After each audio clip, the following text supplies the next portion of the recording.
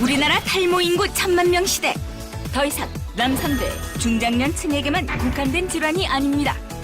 유전적 요인뿐만 아니라 갱년기, 스트레스 등 다양한 원인으로 남녀노소 누구에게나 발생할 수 있는 국민 질환인데요.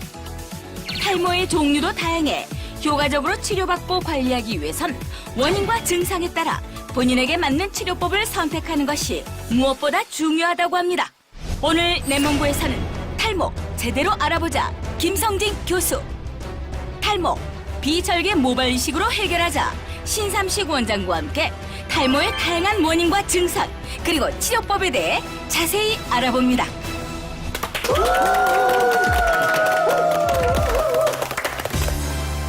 네, 안녕하세요. 건강한 토크쇼 내 몸을 부탁해 정진영입니다. 안녕하세요, 유빈입니다. 네, 오늘부터 제가 이 내 몸부의 새로운 MC로 오게 됐는데요. 앞으로 시청자 여러분들의 건강과 관련된 궁금증 이 내 몸부를 통해서 아주 속 시원하게 해결해 드리도록 하겠습니다.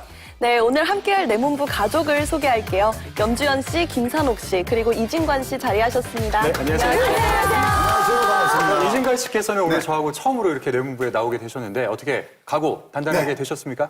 인생 미완성 쓰다가 많은 편지 야, 그래도 우리는 내 몸을 가꿔야 해. 제가 오늘 그 서울에서부터 여기 광주까지 달려왔습니다. 왜냐하면 저하고 딱 맞는 저는 온 몸이 종합병원이거든요. 네, 그 중에서도 정말 이 방송을 하다 보니까 인사할 때마다 고민이 되는 게 있어요. 머리가 너무 많이 빠졌어요. 그래서 인사를 하면 허옇게 보이는 거예요. 너무너무 기쁜 마음으로 기대를 하고 달려왔습니다. 네, 이진관 씨를 위한 오늘의 내몸부 주제는요. 생명에 지장은 없지만 정신적 스트레스가 이만저만이 아닌 현대인들이 가장 많이 고통받고 있는 탈모인데요. 네, 탈모의 원인과 치료 그리고 예방법까지 정말 궁금한 게 많습니다. 자, 이 궁금증을 아주 속 시원하게 해결해 주실 의사 선생님 두 분 모셨습니다. 김성진 선생님, 신삼식 선생님 자리하셨습니다. 안녕하세요. 네, 김성진 선생님, 오늘 저희 머리카락 지켜주실 거죠? 네, 제가 피부과 전문의가 돼서 거의 한 20년을 탈모 질환을 전공으로 했는데요. 네. 이제 일선 의료 현장에서 탈모증에 대해서 너무나 잘 모르고 오해하시거나 혹은 잘못된 치료로 고통받는 분들이 많아요. 그래서 오늘 이 시간에는 그런 부분을 조금 더 정확하게 알려드리도록 하겠습니다. 네, 기대됩니다. 자, 신산식 선생님께서도 오늘 탈모인들의 고민 아주 말끔하게 해결해 주실 거죠? 네, 그렇습니다.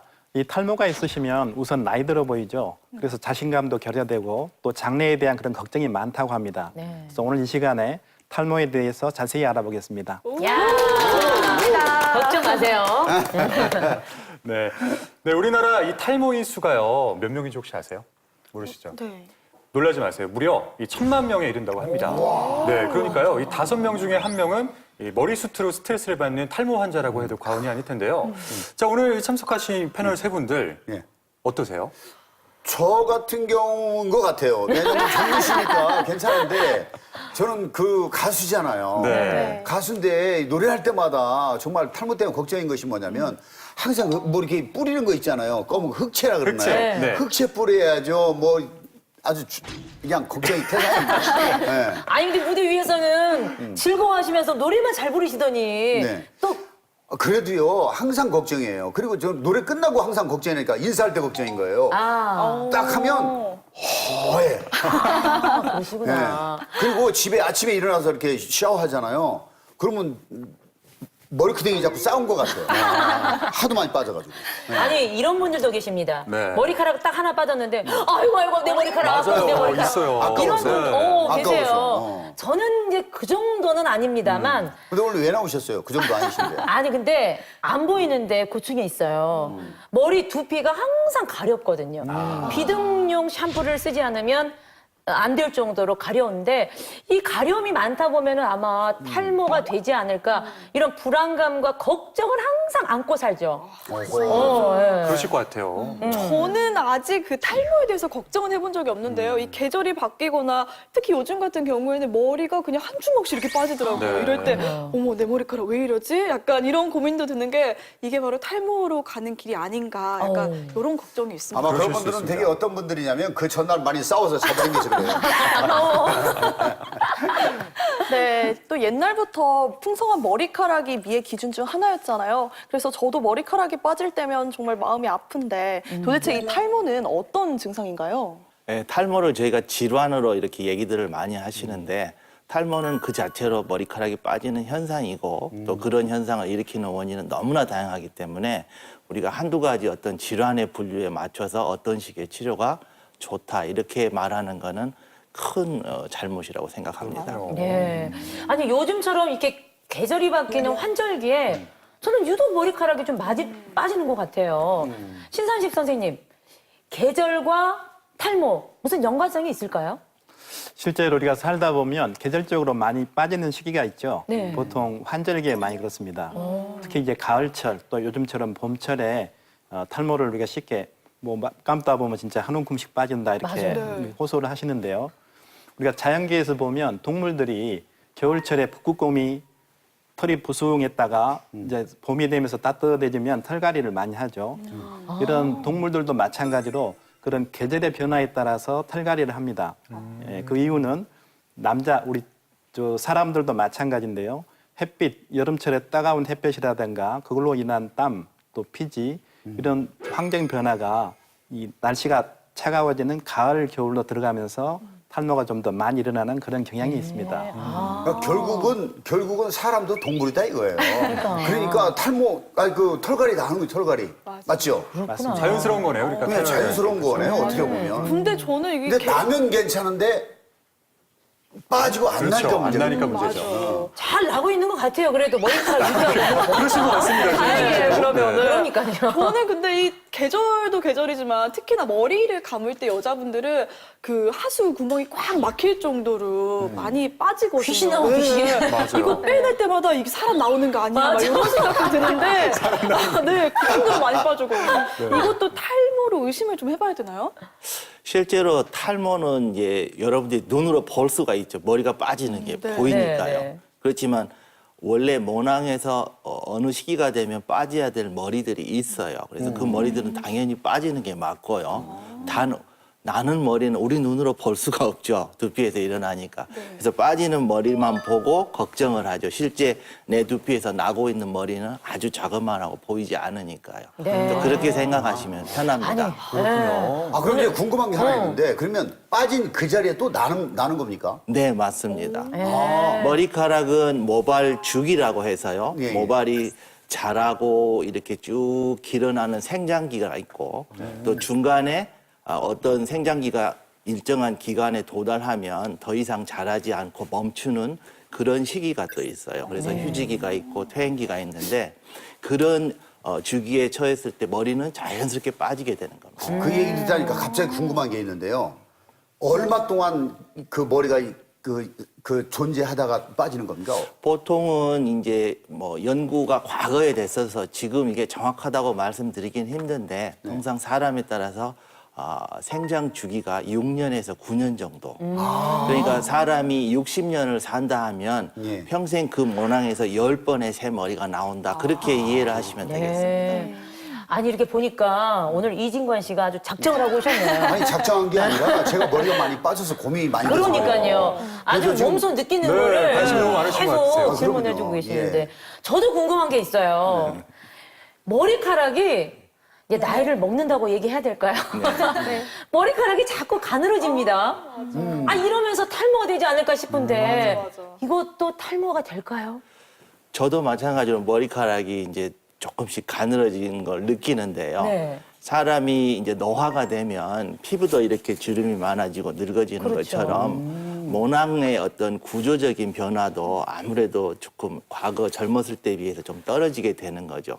그렇다 보면 결국 모발을 구성하는 어떤 단백질의 양이 준다든지 모낭 주위를 둘러싸고 있던 어떤 조직의 퇴화 이런 것 때문에 당연히 머리카락은 가늘어지는 게 맞고요. 근데 사실 이 탈모하면요, 제일 먼저 첫 번째로 떠오르는 원인을 유전으로 생각하기도 하죠. 근데 선생님, 이게 생각보다 다양한 원인이 존재한다면서요?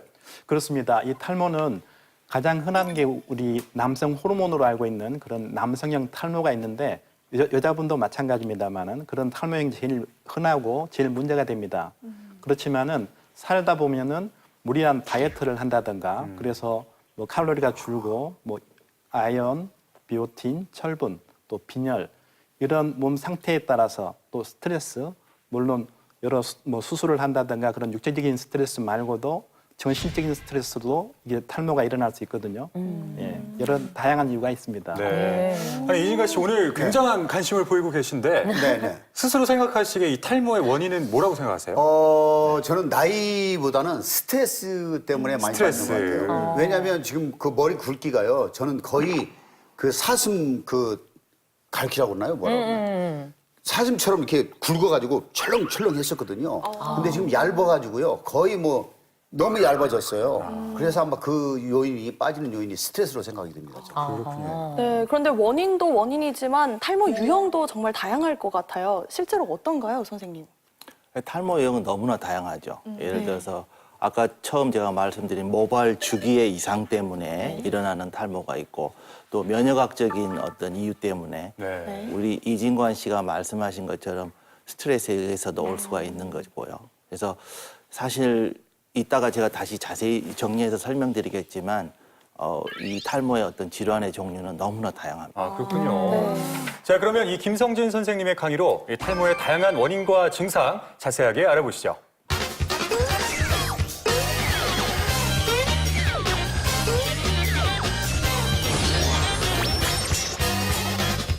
탈모 제대로 알아보자. 네, 탈모증에 대해서 제대로 알려면 먼저 피부의 어떤 그 구성, 또 모발이 어떻게 분포하는지 그런 걸 볼 필요가 있는데요. 그림을 보시면은 피부는 각질층, 표피층, 진피층으로 구성되어 있고 진피층과 피하 지방층 아래쪽에 이 소위 모발의 어떤 구조가 위치하게 되고요. 보통 우리가 털 유두 혹은 털 망울이라고 하는 그 부위에서 모발이 생성되고 있습니다. 그쪽으로는 신경과 혈관이 참 풍부하게 돼 있고요. 네, 모발의 정상적인 생장 주기는 생장기, 퇴행기, 휴지기 그렇게 세 가지 주기로 나뉘게 되어 있고요. 생장기는 우리 두피 전체의 약 한 90%를 차지하는 모발이고 생존 기간은 약 한 3년에서 6년에 이릅니다. 이 생장기가 끝날 무렵에 비로소 휴지기라는 어떤 새로운 주기로 들어가는데 이 휴지기는 보통 30일에서 60일 정도 혹은 90일 정도 지속하는 걸로 돼 있고요. 이 시기에 비로소 모발이 자연스럽게 두피에서 빠져나오는 거예요. 여러분들이 머리가 빠져요 하고 이렇게 바닥에 떨어진 머리들은 대부분의 휴지기 모발이라고 보면 됩니다. 그렇군요. 모발 생장에 관여하는 요인들은 여러 가지가 있는데요. 보통은 여성이 남성보다 머리카락이 더 잘 자라는 것처럼 돼 있고요. 유전적인 성향이 있어서 모발 성장에는 항상 호르몬이 관여하게 됩니다. 특히 호르몬 중에서는 성호르몬이 관여하고요.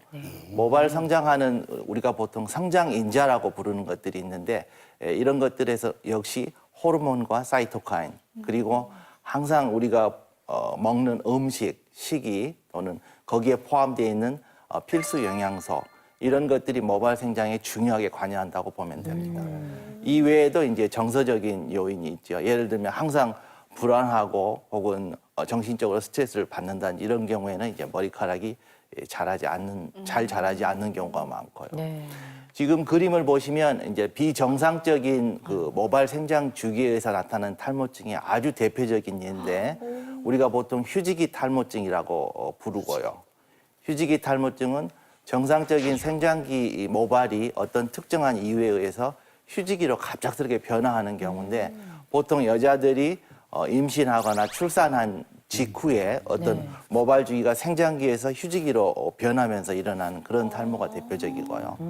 실제로는 우리가 복용하고 있는 많은 약물들, 이런 약물들이 정상적인 생장기 모발을 휴지기로 전환시키는 경우들이 있습니다. 그 외에도 호르몬에 관련된 내분비 질환들, 예를 들면은 갑상선 질환이 있다든지 이럴 때도 갑작스럽게 휴지기가 나타나는 그런 경우들도 있고요. 그래서 이제 대표적인 비정상적인 모발 생장 주기관 탈모증은 휴지기 탈모증인데 원인이 해결되면 대부분 저절로 다 납니다. 그 외에도 이제 우리가 주위에서 보면 암 걸려서 항암 치료하시는 분들이 갑자기 머리가 빠지는 경우가 있죠. 이거는 생장기 모발이 휴지기 모발을 거쳐서 빠지는 게 아니고 생장기 모발 상태에서 직접적으로 공격을 받아서 빠지게 되는 거죠. 항암제에 포함되어 있는 세포 독성 약물들은 직접 모낭을 공격하기 때문에 바로 즉시 이렇게 머리가 광범위하게 빠졌다가 항암 치료가 끝나면 다시 머리카락은 새로 나게 되는 거죠. 네. 그 외에도 이제 자가 면역 이상 반응에 의한 탈모증으로는 이제 아마 주위에 한두 분은 보셨을 거예요. 원형 탈모증이라는 대표적인 질환이 있고요. 그 외에도 이제 흉터, 두피의 조직이 반은으로 변해가서 나오는 반은성 탈모증 그 두 가지가 대표적인데 이 경우에는 모낭에 대한 어떤 자기 몸의 백혈구 면역 세포들이 모낭을 직접적으로 공격해서 이렇게 일어나는 탈모증에서 치료 방법이나 진단도 완전히 다른 그런 탈모증입니다. 이 반응성 탈모증은 과거에 이제 치료가 거의 뭐 불가능한 탈모증 중에 하나인데 이거는 아마 제가 한 20년 전에 처음으로 그때 단위 모낭 이식 수술이라는 걸 통해서 이제 머리카락을 이식을 했는데 흉터로 변한 조직이어서 실제 모발 생착률이 높지는 않지만 그래서 이렇게 이제 가릴 수 있는 정도로 그렇게 치료로 시도했던 경우가 있었습니다. 앞서서 말씀드린 이제 원형 탈모증은 굉장히 이제 그 원형 탈모증의 어떤 그 범위가 넓어요. 어떤 사람은 동전 크기 하나 정도로만 빠지는 그런 원형 탈모증이 있는데 거기에서 시작해서 두피 전체 혹은 몸 전체 털이 다 빠지는 그런 전신 탈모증까지도 진행될 수가 있거든요. 그래서 이런 경우에는 이제 우리가 특수한 면역 억제제 같은 그런 약물들을 쓰게 되고 이 치료는 바르는 국소 면역 치료라고 해서 이제 이런 약물을 두피에다 지속적으로 바르게 되면 이제 모낭을 깨워서 다시 자라나게 하는 그런 방법이 되겠습니다. 보통 치료 기간이 한 1년, 2년 뭐 이렇게 장기간에 걸쳐서 이루어집니다. 우리가 제일 고민하는 탈모증이고 많은 분들이 이제 물어보는 이 탈모증이 바로 유전성 안드로겐 탈모. 우리가 남성형 탈모증이라고 얘기하는 거죠. 네. 왼쪽 그림을 보면 남성형 탈모증의 어떤 형태 분류, 그 심한 정도를 저렇게 보여주고 있는데 그에 대응하는 여성형 탈모증이 있습니다. 이것도 똑같이 유전성 안드로겐 탈모증인데요. 남성형 탈모증과 여성형 탈모증의 어떤 그 유형은 조금 다르지만 그 병의 원인은 같다고 보시면 되겠습니다.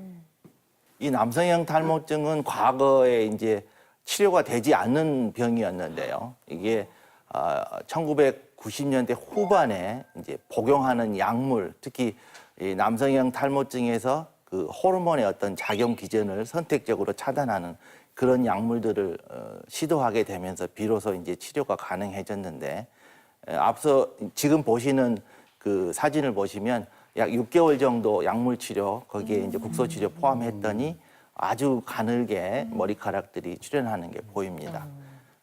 여성형 탈모증도 이제 마찬가지로 치료를 하게 되는데 남성형 탈모증과 달리 약물 복용은 특별히 하지는 않습니다. 왜냐하면 여성형 탈모증의 약물 복용은 약물이 갖고 있는 부작용이 많기 때문에 굉장히 조심스럽게 사용을 해야 되고요. 그래서 보통 바르는 어떤 약물을 많이 쓰는 경우가 있는데 특히 여성형 탈모증은 치료 전에는 반드시 호르몬의 어떤 선별 검사라고 해서 실제 이 여성의 몸 안의 호르몬이 비정상적인 상태인지를 확인한 후에 치료에 들어가는 게 좋습니다. 그 외에도 이제 우리가 보통 탈모증이라고 병원에 오는데 이제 저희는 대학병원에서 이런 환자들을 많이 보는데 실제 이 탈모증은 모발 자체의 문제가 아닌 거죠. 이 마음의 병이 있는 거죠. 그래서 정서적으로 어렸을 때 어떤 자기의 긴장을 풀지 못하는 특히 아동에서 이렇게 습관적으로 머리를 뽑는다든지 하는 그런 것 때문에 오는 강박장애의 한 형태로서 발모벽이라는 것이 있습니다. 그래서 꼭 참고하시고 탈모증이 있을 때는 반드시 피부과 전문의를 찾아가시면 되겠습니다. 네, 그래서 지금까지 탈모증의 여러 가지 분류와 그런 형태 또 이런 것들을 배워보셨는데요. 탈모증이 단순하게 탈모 한 가지로만 이렇게 나타나는 질환이 아니고 이렇게 다양한 요인들이 기저 질환들이 있다는 것을 이해하시면 좋겠습니다. 네. 탈모를 치료하는 대표적인 방법, 모발 이식 수술. 하지만 기존의 수술은 절개를 해야 한다는 단점이 있는데요. 절개하지 않고 수술하는 방법이 있다? 신삼식 원장의 강의로 비절개 모발 이식 수술에 대해 알아보자. 그리고 탈모를 예방하는 방법까지 잠시 후 속 시원하게 공개합니다. 네, 다양한 원인들에 따라 나타나는 탈모 증상에 대해서 살펴봤는데요. 이 중에 한국인에게 유독 많이 나타나는 탈모 유형이 있다고 합니다. 선생님, 정확히 어떤 건가요? 실제로 뭐 한국인에게 아주 특정한 유형의 탈모증이 많다고 보기는 힘든데요. 대개 이제 요즘에는 남성형 탈모증에 대해서 관심이 많으니까 네. 남성형 탈모증의 어떤 그런 것들이 많은 어떤 치료에 어떤 관심을 받고 있는 그런 상황이죠. 네, 선생님. 근데 병원에서는 이 탈모 진단을 어떻게 하게 되는 건가요? 예, 우선 탈모로 오시면은 우리가 머리 끝에서 이 두피부터 머리 끝까지 쭉 당겨봅니다. 가볍게 당겨봤을 때 한 7번 당기는 것이 2~3개 이상의 모발이 빠지면 탈모를 의심할 수 있고요. 직접 이 채취를 해서 뽑거나 또는 조직 검사를 하는 경우도 있고 모발에 대한 검사를 맡기기도 합니다만은 실질적으로는 병원에 오시면 이거를 모발을 확대하는 확대경이 있습니다. 예, 그걸 통해서 휴지기와 생장기 모발의 개수를 보고 평가하게 됩니다. 네, 그래서 이 직접 병원을 찾아가서 이 탈모에 대한 진단과 또 치료 과정을 한번 살펴봤습니다. 지금 화면으로 함께 보시죠. 현대인의 고민 탈모. 과연 병원에서는 탈모를 어떻게 치료하고 있을까요? 내몸부 패널 산옥이 직접 병원을 찾았습니다. 저는 일단 3가지 고민이 있어요. 첫 번째는 비듬 샴푸를 안 쓰면 안 될 정도로 두피가 조금 가렵다는 거. 그리고 두 번째는 애 낳고 원형 탈모가 한번 생겼었는데 또 생기지 않을까 하는 그런 두려움이 있고요. 그리고 3번째는요, 이제 직업 특성상 국악인이다 보니까 머리를 이렇게 항상 탁 뒤로 넘긴단 말이죠. 깔끔하게. 매일 잡아당기다 보니까 앞에 머리가 그렇게 많이 빠지더라고요. 이마가 아주 여기 뒤에 있을 정도로 그 앞에 숱이 조금 없다는 게 그게 고민입니다. 본격적인 치료에 앞서 간단한 검사를 통해 모발의 상태를 확인해야 하는데요. 제일 먼저 모발 당겨보기 검사를 진행합니다. 이는 모발의 상태를 알아보기 위한 가장 쉽고 간단한 방법으로 모발을 약 7회 정도 당겼을 때 빠지는 모발 개수에 따라 탈모인지 아닌지를 알아볼 수 있는데요. 이때 2개 이상이 빠지면 탈모를 의심해봐야 합니다. 모발의 상태를 더욱 정확하게 보기 위해서는 현미경을 이용한 검사를 해볼 수 있는데요. 이는 모발의 굵기와 개수 확인은 물론 정상 모발과의 비교도 가능해 탈모를 정확하게 진단할 수 있습니다. 흔히 할 수 있는 방법은 방금 봤듯이 머리카락을 당겨주는 방법입니다. 당겨봤을 때 한 7번을 당겼을 때 머리카락이 하나 정도 빠지면 정상인데 2개 이상 빠진다 할 때는 탈모를 이제 우리가 의심하게 됩니다. 탈모라고 평가를 하게 되고 머리카락을 밀어서 자라는 속도를 평가해서 정상적으로 이게 진행이 되는지 아니면은 이 사람은 머리카락이 늦게 자라거나 가늘게 나는가 이런 거를 볼 수 있는 방법이 있고요. 현실적으로 이제 지금은 이런 영상 기기가 발달하면서 아까 봤듯이 이 붓기 그다음에 개수를 직접 평가해서 다른 사람보다 모발의 개수가 적은지 많은지 이거를 평가를 하고 휴지기에 있는 모발인가 성장기에 건강한 모발인가를 개수로서 평가를 하게 되는데 그걸 보게 되면 탈모를 정확히 볼 수가 있습니다. 진단이 끝난 후에는 본격적으로 치료에 들어가는데요. 최근에는 비절개 모발 이식 수술이 가장 주목받고 있습니다. 이 수술은 영상기계가 정상 모발을 인식하고 인식한 모발을 탈모 부위에 그대로 이식하는 방법인데요. 절개 없이 진행되는 수술로 흉터가 없고 통증이 최소화한다는 장점이 있습니다. 그리고 산옥은 유독 모발이 가늘고 수치 없는 이마 라인에 주사 치료를 받았는데요. 이는 모발 생장을 돕는 비타민 등의 성분을 모발에 직접 투여하는 방법으로 빠른 시일 내 효과를 볼 수 있습니다. 탈모, 쉽게 받다간 큰 코 다친다. 반드시 전문의와의 상담을 통해 내 모발의 상태를 먼저 확인한 후 다양한 방법으로 치료하세요. 네, 탈모에 대한 진단과 치료 과정 살펴보고 왔습니다. 김선욱 씨, 어떻게 네. 직접 보시니까 어떠셨어요? 야, 항상 그 불안한 마음이 있었는데 우리 선생님의 시원한 진단을 받으니까 속이 다 시원했고요. 네. 그리고 이게 현미경으로 이렇게 깊숙이 보니까 야, 내 머리가 이렇게 더럽구나. 이걸 확인하고 왔어요. 그리고 이게 머리가 약간 탈모가 된 부분이 있었는데 그 부분에 이렇게 주사를 놔주셨는데요. 그게 느낌인지 모르겠습니다만 머리가 꽤 낫대요. 나른 느낌. 네. 선생님, 김선옥 씨 모발 건강 상태는 어땠나요? 대체적으로 건강하신데요. 네. 우선 앞머리에 있는 가늘어진 모발, 그걸 휴지기 모발이라고 합니다. 이 휴지기 모발들을 좀 더 오래 지탱하기 위해서는 시술 직접 받으신 것처럼 네. 필요한 그런 우리가 비타민부터 필수 그런 아미노산 이런 것을 주사를 놓게 되면 휴지기 모발이 좀 더 굵어지고 힘이 생길 수가 있습니다. 아마 그런 효과로 좀 더 좋아진 것처럼 느꼈을 겁니다. 그러게요. 이진관 씨도 가보세요. 네, 꼭 가봐야 될 것 같습니다. 네. 꼭 네. 때가 있게 있으면 어떡하죠? 네, 이진관 씨 꼭 한번 병원 들려보시길 바랍니다. 이제 좀 더 자세한 치료법에 대해서 알아볼 텐데요. 네, 김선희 선생님, 아까 강의 때도 좀 설명을 해주셨는데 이 탈모에 대한 치료 어떤 것들이 있을까요?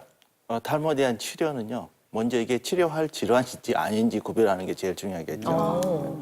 치료가 필요하지 않은 모발주기 이상이 저절로 자연 치유되는 경우에는 사실 치료하지 않고 지켜보는 것만으로 충분합니다.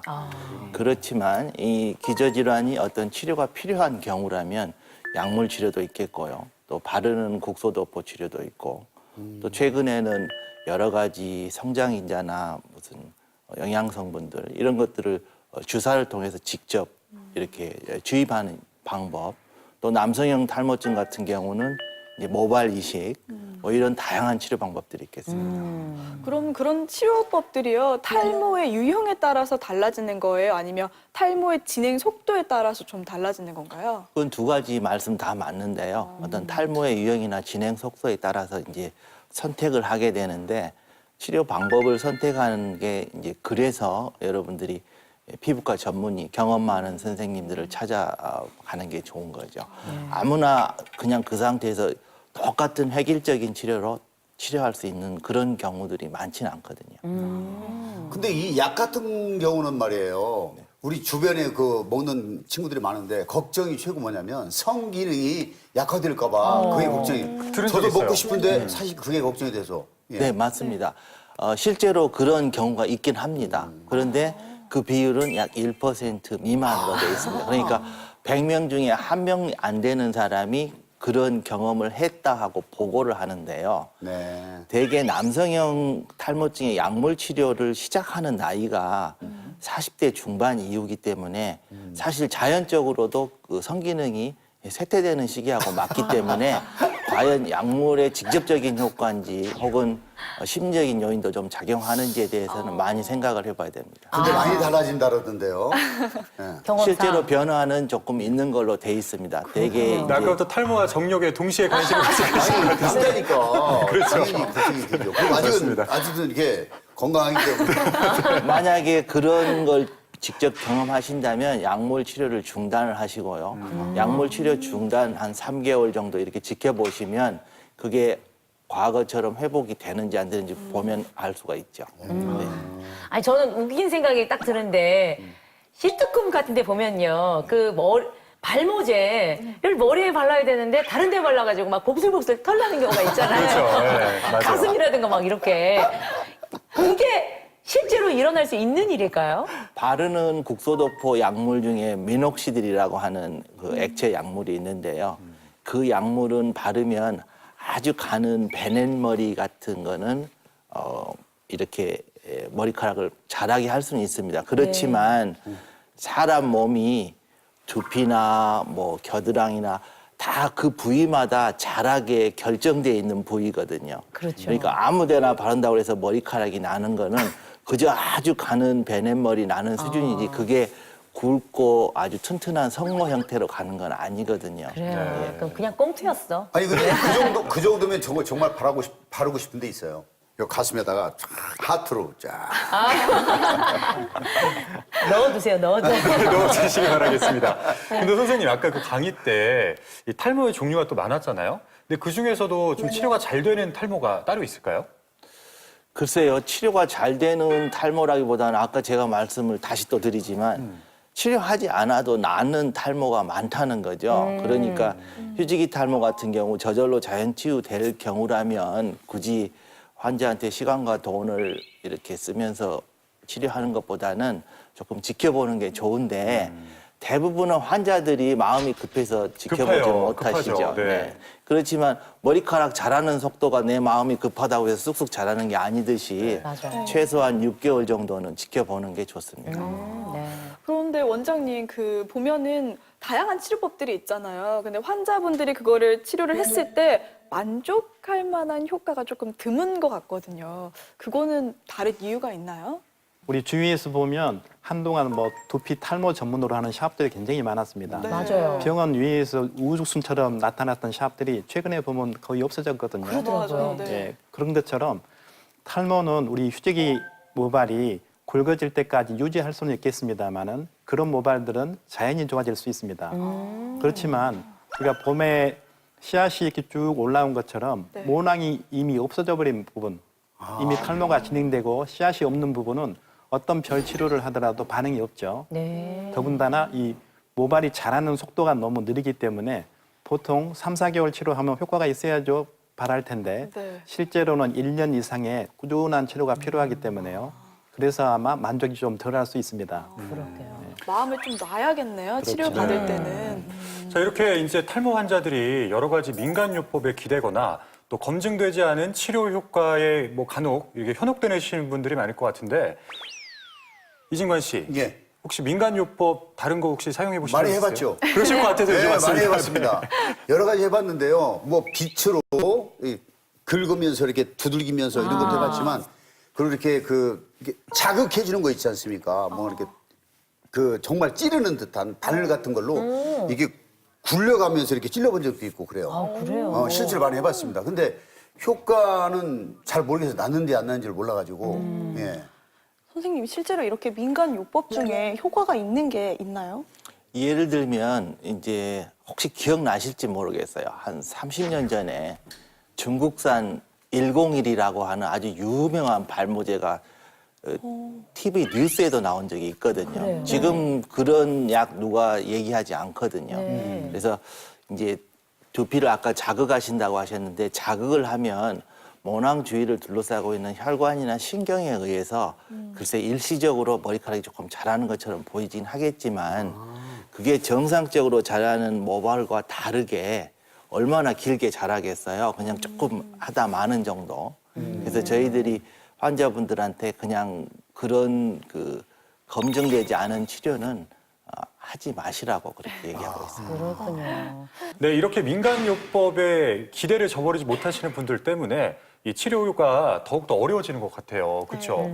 신삼식 선생님, 혹시 이 빠른 효과를 볼 수 있다는 그 모발 이식 수술, 이건 어떻게 진행이 되는 거예요? 우리가 뿌리가 없는 부분, 즉 씨앗을 심어주는 걸 모낭 이식이라고 하는데요. 이 모발 이식은 나이가 들어도 빠지지 않는 부분이 우리 뒷머리입니다. 귀를 중심으로 이 뒤쪽의 머리는 아무리 진행이 돼도 빠지지 않는 부위거든요.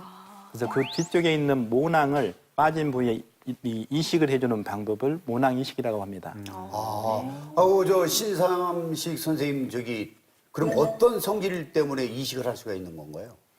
이 뒷머리를 심어 놓으면요. 네네. 이 공여부 우선의 법칙 이런 말을 우리가 만들었는데 네. 이 공여부에 있는 모발이 다른 부위에 가더라도 그 성질을 그대로 띄고 있기 때문에 이 다른 부위에 옮겼던 모발이 빠지지는 않고 영구적으로 갈 수가 있습니다. 그래서 모발 이식이 가능한 거죠. 네. 자, 그러면 이 신삼식 선생님의 강의로 모발 이식 수술에 대해서 아주 자세하게 알아보도록 하겠습니다.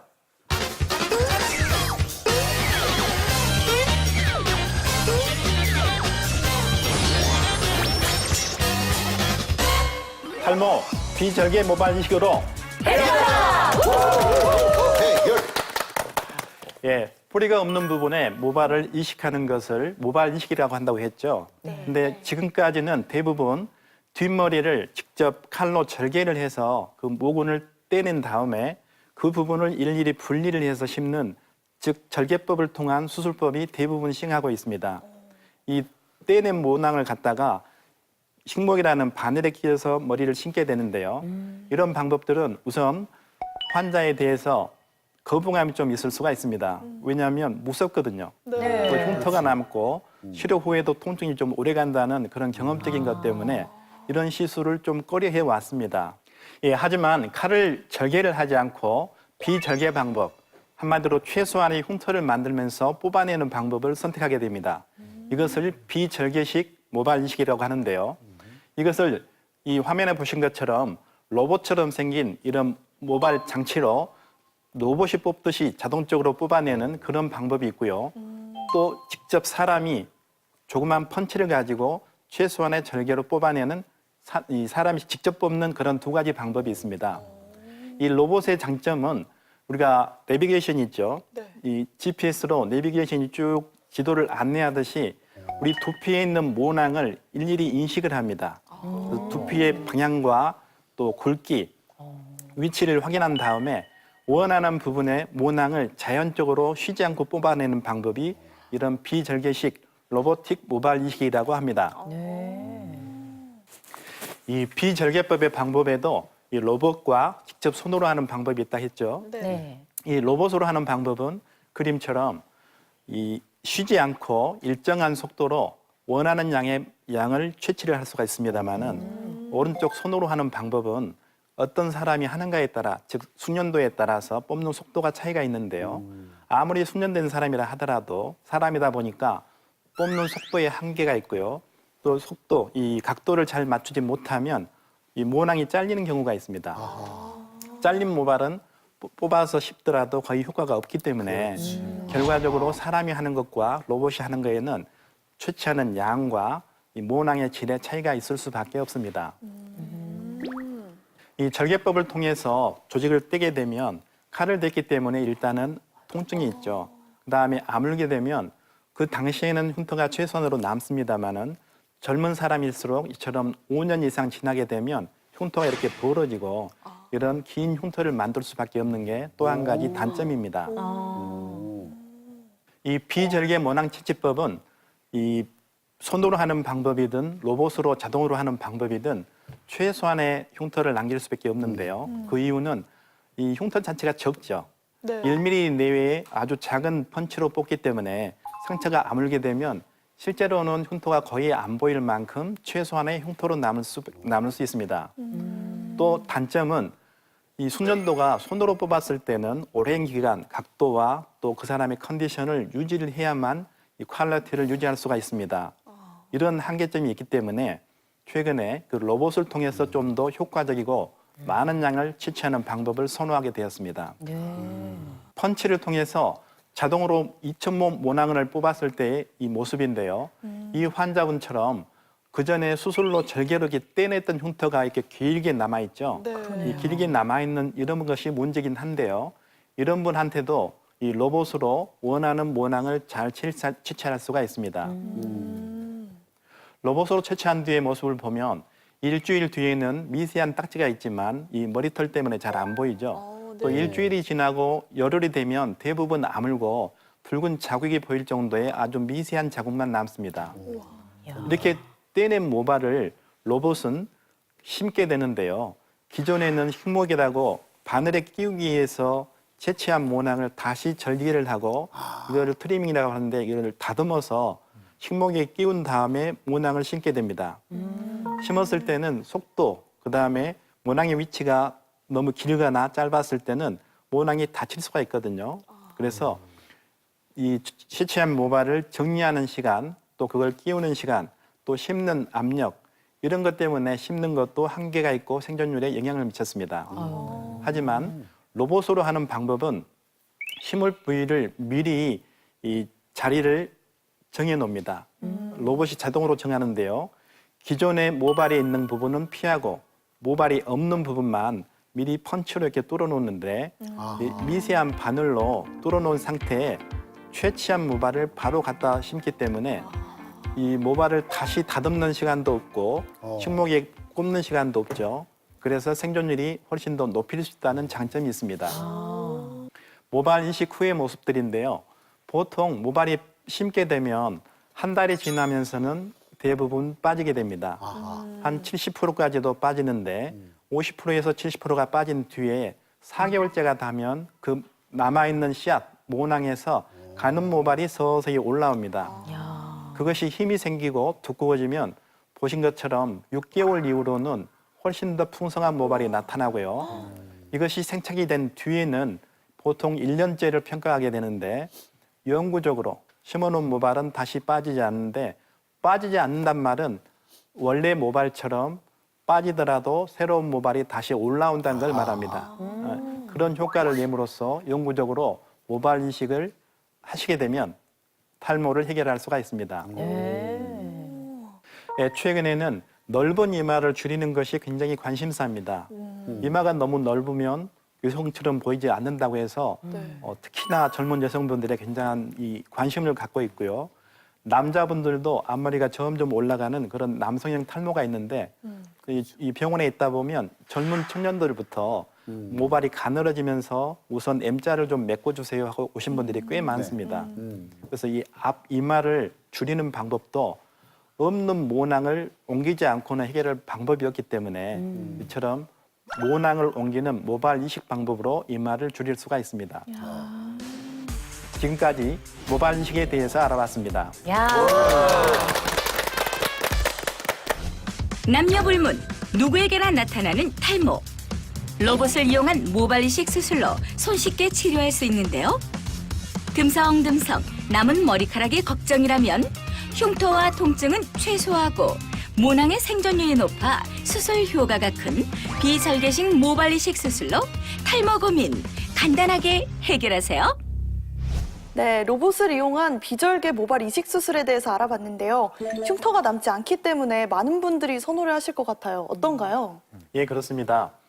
이 기존 수술했던 사람들 또 친구들을 보면서 큰 흉터가 남고 뭐 몇 달 고생했다는 얘기를 듣다 보면은 하고 싶어도 무서워서 꺼렸던 분들이 많은데요. 이 시술은 시술 받고 다음 날도 거의 아프지 않습니다. 물론 먹먹한 느낌이 있긴 합니다만은 그런 찌릿한 통증이 없기 때문에 아주 편하게 할 수 있고요. 이런 모발 이식을 한 뒤에 그걸로 끝난 것은 아닙니다. 우리가 심을 수 있는 모발의 개수는 한계가 있기 때문에 원래 있는 이 앞머리의 모낭이 빠지지 않도록 약물 치료를 같이 겸하는 것이 반드시 필요합니다. 근데 선생님 그 강의 중에 이 모발 이식이 조금은 그 통증이 수반된다고 해주셨는데 그러면서 이제 모발 이식, 로봇을 이용한 모발 이식은 흉터도 남지 않고 뭐 이렇게 좋다고 말씀을 해주셨거든요. 혹시 그 외에 또 다른 장점들이 있을까요? 이 손으로 뽑는 거라든가 절개법은 한 번에 심는 개수가 3,000모 이상이 쉽지 않습니다. 하지만 이 로봇을 이용한 방법은 로봇으로 쉬지 않고 뽑기 때문에 한 번에도 5,000모에서 8,000모 이상, 심지어 10,000모까지도 아예 모발이 없는 사람을 덮을 수 있을 만큼의 양도 채취할 수가 있다는 것이 차이점이고요. 그다음에 생존율을 높일 수가 있다는 거죠. 공기 중에 노출될수록 모낭의 생존율이 떨어지는데 이 방법은 채취한 모발을 미리 뚫어놓은 앞머리에다가 갖다 옮겨주기 때문에 또 그걸 손질할 필요가 없기 때문에요. 그런 이유로 이 생존율이 높다는 것도 차이점이 되겠습니다. 그럼 로봇으로 하면은 통증이 없는 건가요?